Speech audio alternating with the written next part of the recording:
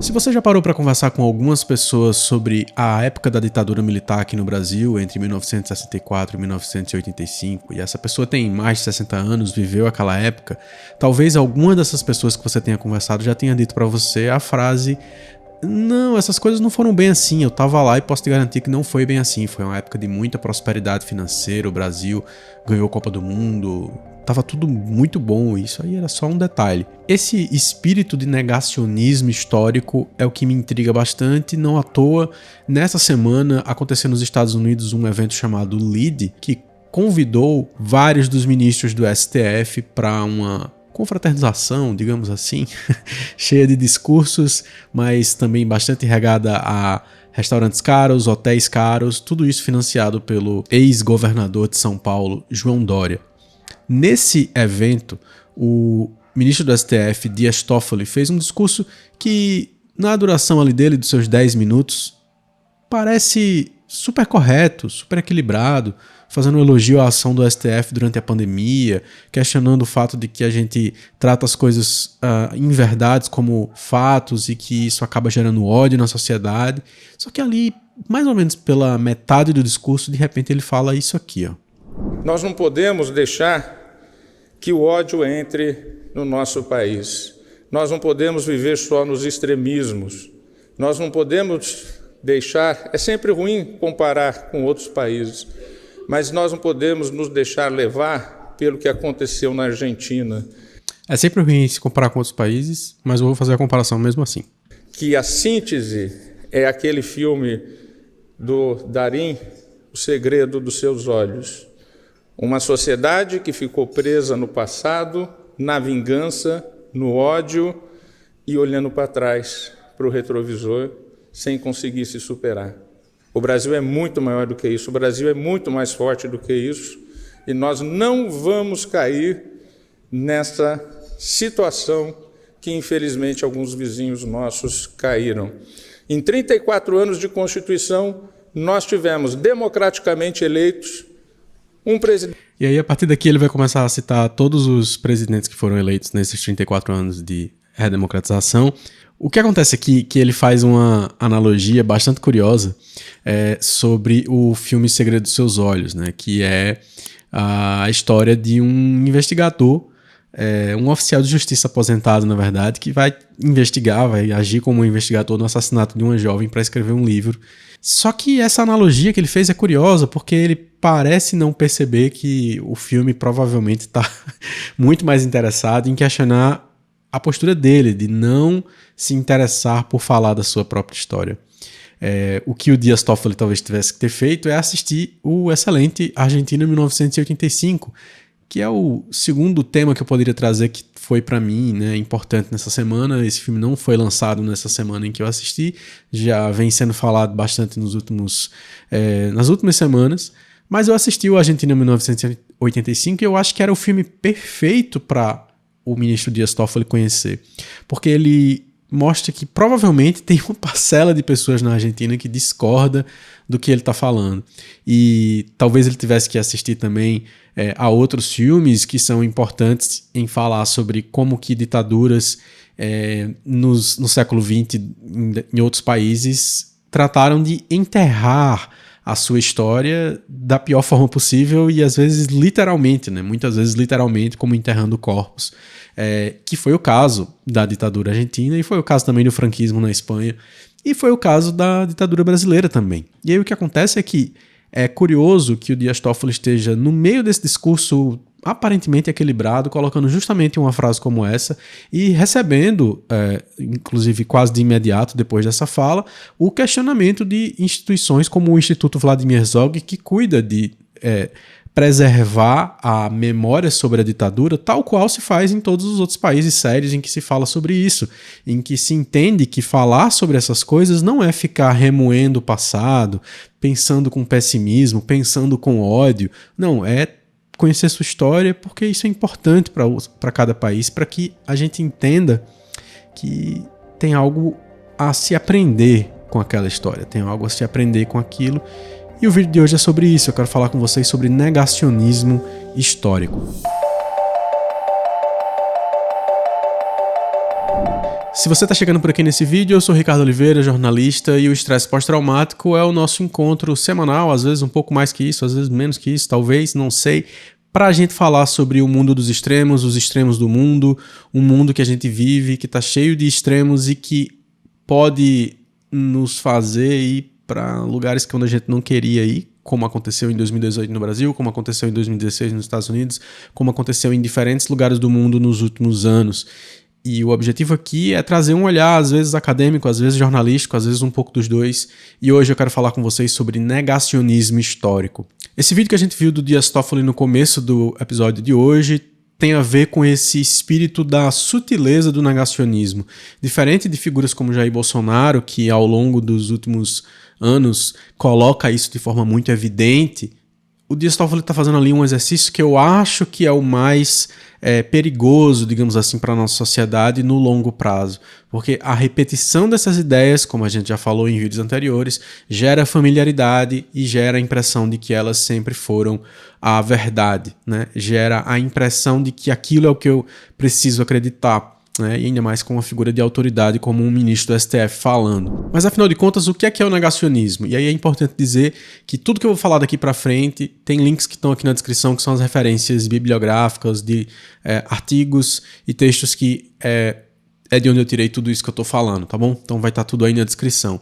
De forma muito resumida, de forma muito prática, negacionismo é a estratégia de negação a priori de um consenso científico. Essa ideia de que a ciência ou a academia, né, chegou a um consenso sobre um determinado assunto a partir do básico, né, do método científico, da revisão dos pares, da participação em eventos, da produção científica no sentido de literatura, no sentido de publicação de artigos, no sentido de publicação de livros, e o negacionismo é uma estratégia específica de negar isso. Só que isso me parece que ainda é uma visão bastante inicial, né? Porque passa por uma ideia de uma modalidade discursiva, passa por uma ideia de um modo de representação do passado, de enxergar o passado de um jeito específico, mas também de uma percepção do presente de um jeito específico, porque o modo como eu interpreto, o modo como eu represento, o modo como eu coloco o passado para as pessoas tem como objetivo fazer com que o presente seja visto de uma certa forma.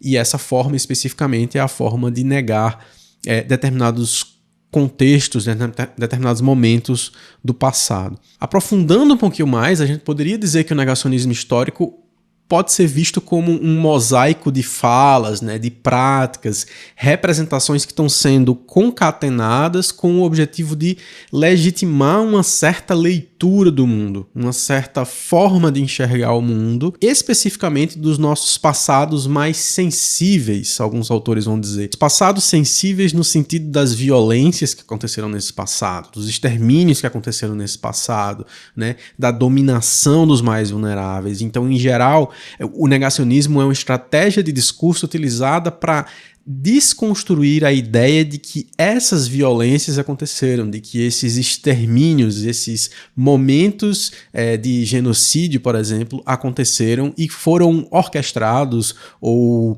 esquematizados por um determinado governo. Em geral, o negacionismo ele já é perigoso por si só na camada civil, digamos assim, mas ele se torna muito mais problemático quando ele é não só endossado por figuras públicas, especificamente de diferentes poderes do governo, né?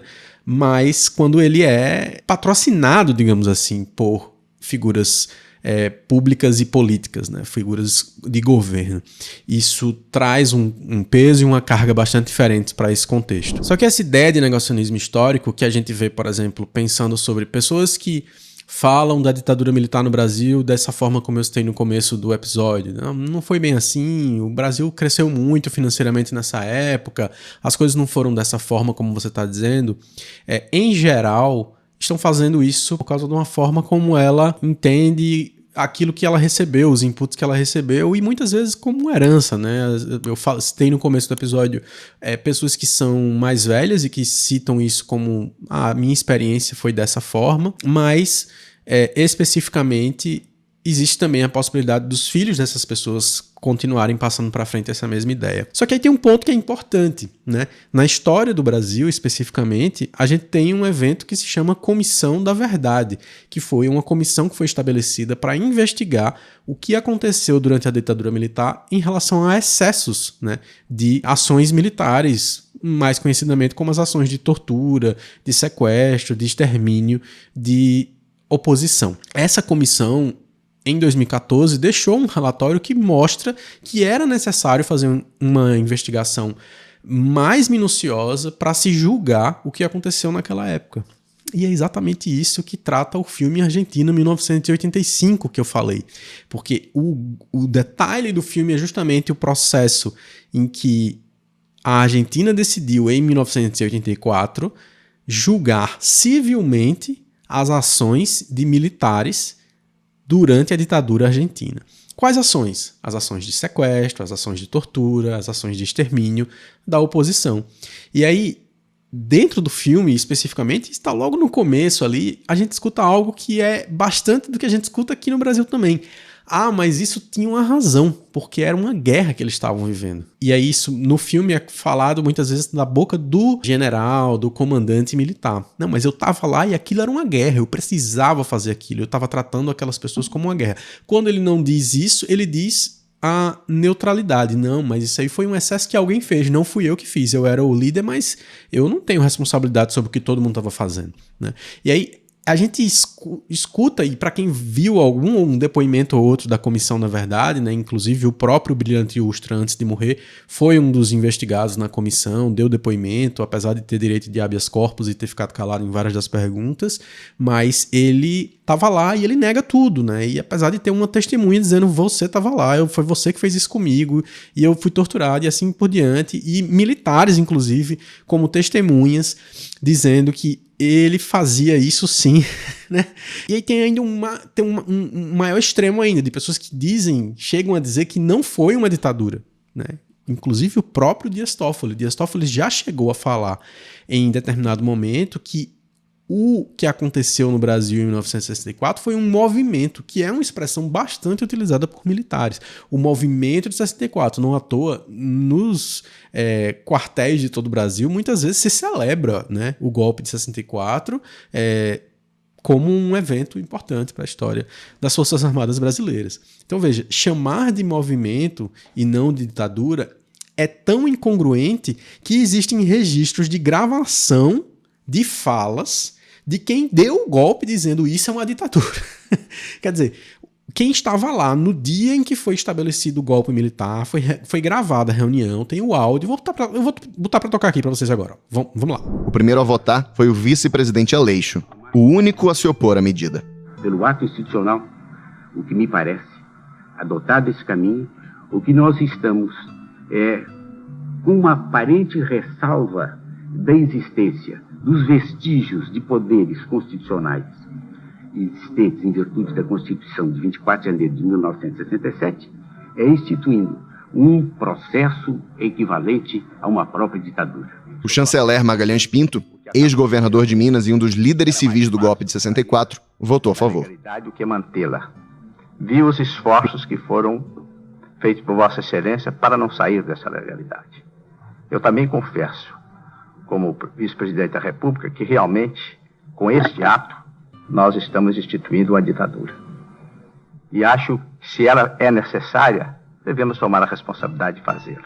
O ministro do Trabalho, Jarbas Passarinho, foi ainda mais a favor. Sei que a Vossa Excelência repugna, como a mim, e creio que a todos os membros desse Conselho, enveredar pelo caminho da ditadura pura e simples. Mas me parece que claramente é esta que está diante de nós. Eu seria menos cauteloso do que o próprio ministro das Relações Exteriores, quando disse que não sabe se o que restou caracterizaria a nossa ordem jurídica como não sendo ditatorial. Eu admitiria que ela é ditatorial. Mas, às favas, senhor presidente, neste momento, todos os escrúpulos de consciência. Delfim Neto, da Fazenda, foi ousado e disse que o governo poderia ter ido ainda mais longe. Eu estou plenamente de acordo com a proposição que está sendo analisada no Conselho. E, se Vossa Excelência me permitisse, direi mesmo que creio que ela não é suficiente. Também votaram Emílio Garrastazu Médici, chefe do SNI. Acredito, senhor presidente, que com a sua formação democrática foi Vossa Excelência tolerante por demais. E, em seguida, Orlando Geisel, chefe do Estado-Maior das Forças Armadas. Se não tomarmos, neste momento, esta medida que está sendo aventada, amanhã vamos apanhar na cara, senhor presidente. Aí mais ministros foram opinando e a coisa, que já estava decidida desde o início, né, convenhamos, ficou formalizada. O AI-5 estava aprovado e o Costa e Silva concluiu a reunião. Eu confesso que é com verdadeira violência aos meus princípios e ideias que adoto uma medida como essa.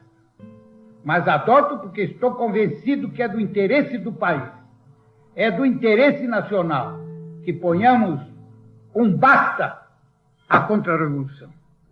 Então, vocês ouviram? É exatamente isso. Quem estava lá dando o golpe militar chama aquilo de ditadura. E é uma ditadura. Foi uma ditadura. Então aí vem o Dias Toffoli, ministro do Supremo Tribunal Federal, dizer que não foi uma ditadura, foi um movimento. E esse é o ponto que é curioso, porque o discurso dele no LIDE parece muito equilibrado, e ele começa falando sobre a importância dos fatos, né? Ele dá um exemplo no vídeo que ele diz assim, se você vai conversar com alguém e essa pessoa tá vendo que essa mesa aqui é retangular, né? Eu tô dizendo, essa mesa é retangular, e você tá dizendo, não, essa mesa é redonda, e a mesa é retangular, a gente cria um problema. E ele tá dizendo isso, mas ele tá executando exatamente essa leitura de mundo. Porque é diferente, né, da gente ser indiferente à verdade e a gente questionar a verdade. A indiferença à verdade é justamente esse momento em que eu não me importo, não me interessa exatamente o que é a verdade, interessa aquilo que eu quero acreditar, que aí seria o conceito de pós-verdade. Só que esse negacionismo histórico, ele pode ser colocado como uma ideia que vem em duas partes, né? E aí a gente poderia chamar de o primeiro deles como uma negação interpretativa, né, que não recusa os fatos, mas está tentando mudar a interpretação convencional, que é justamente esse exercício que o Dias Toffoli está fazendo aqui em chamar a ditadura de movimento, né? Ele vai alterar as palavras, ele vai usar eufemismos, porque é importante dizer que essa tentativa de mudar o nome das coisas, de dizer que as coisas não foram bem assim, essa ideia de negacionismo histórico em si vem dos primeiros momentos em que, depois da Segunda Guerra Mundial, várias pessoas estavam dizendo que o Holocausto não tinha sido aquilo que a maioria das pessoas estavam dizendo que era, porque tinha lá um registro em vídeo. Passou muito tempo, né? Mais de 10 anos, as pessoas colocando aquilo em xeque, questionando se aquilo era verdade, porque como é que poderia, nesses campos de concentração, ter morrido 6 milhões de pessoas, é impossível, porque não cabe tanta gente assim lá e tudo mais, e lá as provas, os aterros, a quantidade de ossos, de ossadas sendo encontrados, e tudo isso ficando cada vez mais concreto, cada vez mais provado, e ainda assim, há pouquíssimos anos foi julgado na Inglaterra o caso de um negacionista que foi condenado porque ele insistia em dizer que o Holocausto não tinha acontecido. E aí isso é a negação interpretativa, que é um tipo de negacionismo histórico especificamente de tentar mudar a interpretação daquilo que aconteceu. E o segundo exercício de negacionismo que se faz, então, seria o negacionismo de implicação, né? Que ele vai se relacionar às implicações morais dos erros e vai suscitar uma questão de resposta e da ação correta no presente, né? E aí, o que é isso? É a ideia de que tem uma justificativa para o que aconteceu naquela época. E aí, curiosamente, isso também está um pouquinho na fala do Dias Toffoli, porque essa negação implicatória é a ideia de que eu poderia considerar o passado como morto e enterrado, porque moralmente é o que a gente precisa fazer hoje. E aí, de alguma forma, isso é um tipo de escapismo, e aí, mais uma vez, me faz pensar sobre como esse escapismo especificamente é um tipo de característica desse estresse pós-traumático que se vive depois da ditadura militar. E curiosamente, existe ainda um tipo de negacionismo chamado de negacionismo inocente, que é daqueles que, mesmo tendo vivido a parte negativa daquilo, ainda se negam por causa da influência dos meios, né, das formas de manter uma certa visão de mundo sobre aquele tema. E aí casos de pessoas que, mesmo tendo sido torturadas na ditadura militar, fazem alguma passada de pano sobre o assunto, dizem que não foi bem assim e coisas do tipo, que é mais assustador ainda. Mas essa ideia de uma inocência porque de alguma forma estão alienadas a verdade ao redor daquele tema. E aí tudo isso me faz pensar bastante sobre 3 histórias. A primeira delas é, obviamente, a ficção de George Orwell em 1984. No livro 1984, o George Orwell tem uma frase que é bastante conhecida, talvez mesmo se você não tiver lido o livro, você talvez já tenha ouvido essa frase, além de várias outras frases famosas do livro. Tem a famosa frase que diz: quem controla o passado, controla o futuro. Quem controla o presente, controla o passado. Veja que é uma ideia de que, controlando a sua forma de ver como as coisas aconteceram, eu vou poder controlar a sua forma de responder a essas mesmas coisas no futuro, né? E aí quem controla o presente, quem está no poder hoje, estabelecendo o que é informação verídica, o que é que não é que controla o passado. E aí essa frase vai aparecer no meio de uma história que é a história do Winston, cujo trabalho dentro dessa distopia do grande irmão, né, na visão do George Orwell, o trabalho dele é reescrever ou reposicionar, ajustar informações em jornais antigos. Então ele está lá na sua escrivaninha e seu papel é recuperar uma determinada notícia que foi veiculada em um certo jornal, e aí onde dizia que um país estava em guerra com o outro, ele vai trocar qual é o nome do país que estava em guerra com o outro, ou quando isso aconteceu, e assim por diante. E o exercício diário dele é achar essas informações, ligar um microfone e dizer, trocar tal informação por tal informação. O que acontece é que existem determinados momentos no livro, na história, em que ele vai começar a perceber o que ele está fazendo, perceber o que é que está acontecendo ali, que é um exercício de reescrita da história. E apesar da narrativa ser em terceira pessoa, a gente percebe que é bastante da visão do próprio Winston o tempo todo na escrita de George Orwell, e eu quero ler um trechinho aqui de 3 frases para vocês, só para vocês sentirem a importância disso. Ele diz: o passado não era apenas alterado, mas era alterado de modo contínuo. O que mais o afligia, no caso do Winston, dando uma sensação de pesadelo, era de que ele nunca tinha conseguido entender claramente por que uma impostura tão grande fora cometida. E aí é uma análise de um caso específico que ele está lendo e fazendo a modificação das informações. As vantagens imediatas de falsificar o passado eram óbvias, mas o motivo final era misterioso. Ele pegou mais uma vez a caneta e escreveu num caderno dele: eu entendo como, não entendo o porquê. E aí, obviamente, a história do livro é justamente sobre entender o porquê, né? Sobre entender o porquê das coisas. Por que que existe um governo que está tentando reescrever o passado? Para que lá na frente, quando alguém precise consultar aquela informação, ele não possa dizer que foi de outra forma. Ele basicamente tem como provar para você: não, tá aqui no jornal, a data que aconteceu foi essa, a pessoa envolvida foi essa, ele estava em tal lugar, e assim por diante. A gente sabe que esse tipo de modificação, né, de ajuste da realidade ou mesmo uma alteração da realidade é algo que acontece bastante no mundo de hoje, seja no concatenamento de diferentes informações para gerar uma interpretação diferente, seja para chegar nos resultados mais tangíveis de negacionismo histórico, como o que a gente está vendo aqui. Então, pessoas que vivem um processo contínuo de negação da realidade, de negação do que realmente aconteceu, lembrando, negação do que é um consenso científico sobre aquele assunto. E aí a gente chega ao ponto, obviamente, de pessoas que negam a própria ciência para poder justificar as suas afirmações. A segunda história que eu acho muito interessante, que é uma história que aconteceu aqui no Brasil, é a história da editora Revisão, que é uma editora gaúcha que foi especializada em literatura antissemita, né, e negacionista do Holocausto. Né, ela publicou obras entre 1985 e o começo dos anos 90, e ela foi fundada por um homem chamado Siegfried Ellwanger, que é um antissemita que foi condenado em última instância depois de recorrer pelo STF. O que aconteceu foi o seguinte: em 1986, um grupo formado por um movimento de justiça e direitos humanos, um movimento negro e um movimento judeu em Porto Alegre, denunciou na Coordenadoria das Promotorias Criminais do Rio Grande do Sul que o conteúdo dessa editora era um conteúdo racista, que era racista com judeus, que era racista com negros. E aí não deu em nada a princípio. Em 1990 eles fizeram uma denúncia de novo, dessa vez diretamente na polícia, e aí se instaurou um inquérito policial, recebendo essa denúncia em 1991, e aí foi determinada uma busca e apreensão dos exemplares dos livros que estavam sendo publicados na época com essas informações, e entre eles era um livro que se chama Holocausto Judeu ou Alemão?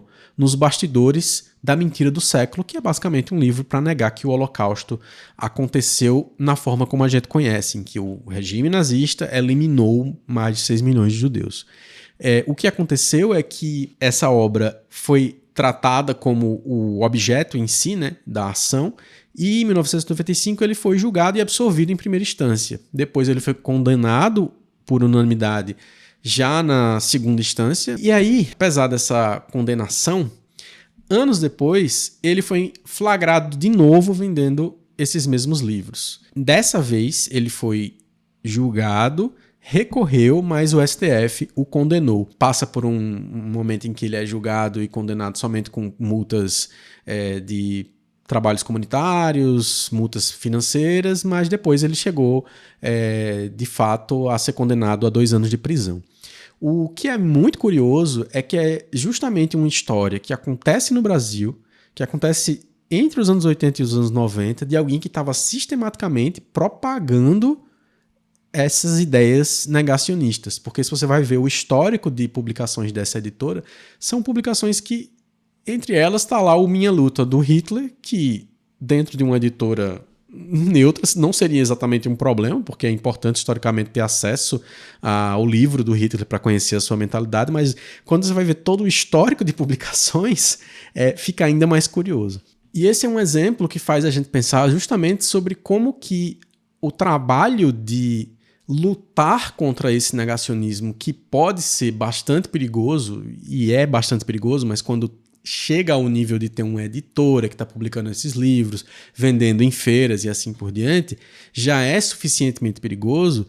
Imagine o que é que pode acontecer se a gente tiver uma grande produtora de conteúdos digitais do Rio Grande do Sul fazendo um documentário sobre a história da ditadura militar brasileira, dizendo assim, foi uma ditadura, mas teve uma justificativa. Tinha uma razão específica para aquilo que está acontecendo. E esse documentário tiver mais de 10 milhões de visualizações no YouTube. E isso revela a importância da gente estar sempre de olho, porque esse negacionismo histórico, esse negacionismo interpretativo, né, esse negacionismo implicatório, inocente por algumas pessoas, ele tem sim e pode causar danos à sociedade. Não à toa, a terceira história que eu quero trazer para finalizar é justamente a história de como que Jair Bolsonaro sempre utilizou esse negacionismo para fazer acontecer aquilo que ele quis fazer acontecer. 25% dos discursos de Jair Bolsonaro, enquanto ele era um deputado federal, ele usou para mencionar a ditadura militar, mas não para dizer que foi uma ditadura militar. Ele chamou... Ele utilizou esse seu tempo de fala, esses 25%, todos os seus discursos nessa época, enquanto deputado, para elogiar, né? Para elogiar os militares, para elogiar o combate à subversão comunista, como é um termo que eles gostam bastante de utilizar. E esse negacionismo que o Jair Bolsonaro estava exercitando ali o tempo todo é justamente a consequência de, no seu passado militar, na sua grande paixão pelo que aconteceu no Brasil entre 64 e 85, ele estava justamente utilizando do mesmo discurso que os ditadores utilizavam, que é de constantemente fazer uma propaganda que nega essa realidade, sem dizer necessariamente que está negando, mas dando atenção para outras coisas, né? Fazendo uma cortina de fumaça e assim por diante. E aí eu quero terminar mostrando para vocês um videozinho da Lilia Schwartz que eu achei bastante interessante. Eu tenho uma frase que as pessoas brincam, mas eu falo para os meus alunos que eu sou pessimista no varejo e sempre otimista no atacado. Porque se a gente perder a crença, não a crença fundamentalista, mas a crença enquanto atitude filosófica interna, se a gente perder a alegria de projetar o futuro, nós paramos. E você veja que o outro lado disso, Mara, é a distopia.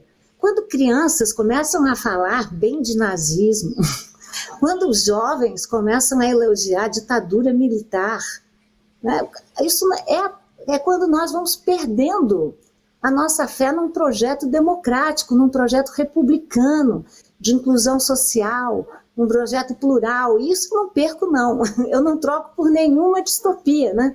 Eu sempre digo para os meus alunos que a ditadura militar e o nazismo são os meus limites. A gente não relativiza, porque a ditadura militar, com seus 17 atos institucionais, tolheu a liberdade dos brasileiros e das brasileiras.